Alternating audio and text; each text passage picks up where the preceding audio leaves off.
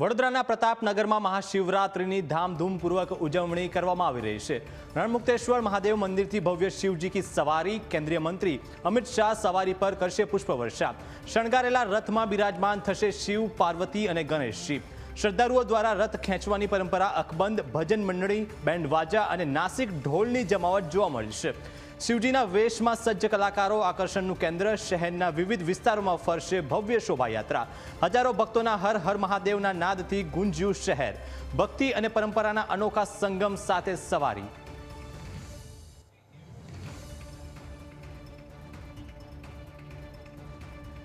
ત્યારે વધુ માહિતી સાથે સંવાદદાતા દર્શન આપણી સાથે જોડાઈ ગયા છે। દર્શન, અત્યારે ભવ્ય ધામધૂમપૂર્વક ઉજવણી શિવરાત્રિની કરવામાં આવી રહી છે, કેવો માહોલ છે? ભક્તોમાં કયા પ્રકારનો ઉત્સાહ જોવા મળી રહ્યો છે?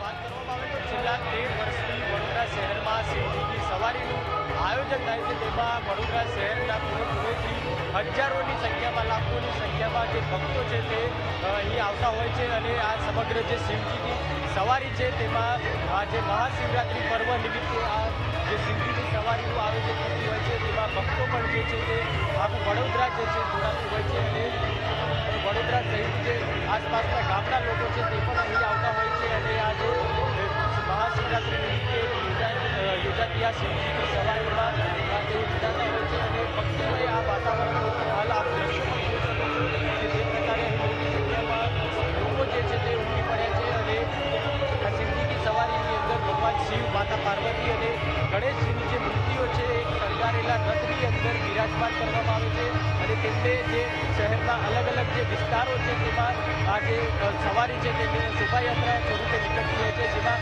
રણમુક્તેશ્વર મહાદેવ મંદિરથી આ શોભાયાત્રાનો પ્રારંભ થતો હોય છે। જે અલગ અલગ શહેરના માંડવી વિસ્તાર હોય, ચોખંડી વિસ્તાર હોય, રાજમહેલ રોડ હોય, દાંડિયા બજાર રોડ હોય, રાવપુરા હોય, તમામ વિસ્તારોમાં થઈ આ યાત્રા જે છે તે પસાર થતી હોય છે। સવારીમાં અલગ અલગ ભજન મંડળીઓ હોય છે, બેન્ડ વાજા, નાસિક ઢોલ સહિત પરંપરાગત જે નૃત્યકારો હોય છે તેઓ પણ આમાં જોડાતા હોય છે।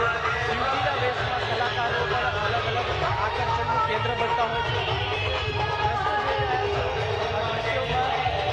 આપ જોઈ રહ્યા છો મોટી સંખ્યામાં લોકો જે છે તે અહીં ઉતર્યા છે, બેન્ડ વાજા જોવા મળી રહ્યા છે, અલગ અલગ પ્રકારના જે તેઓ કરતબ છે તે પણ બતાવતા હોય છે। અમદાવાદથી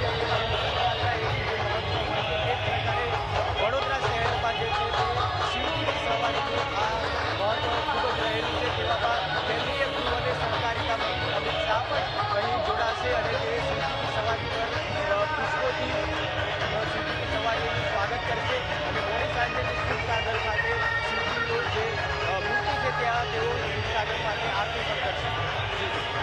સમગ્ર માહિતી બદલ દર્શન આપનો આભાર। મહાશિવરાત્રિમાં